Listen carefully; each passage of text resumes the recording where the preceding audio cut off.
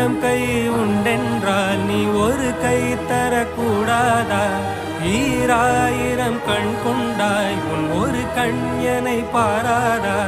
உன்னில் சரணடைந்தேன் இனி நீ கதியே.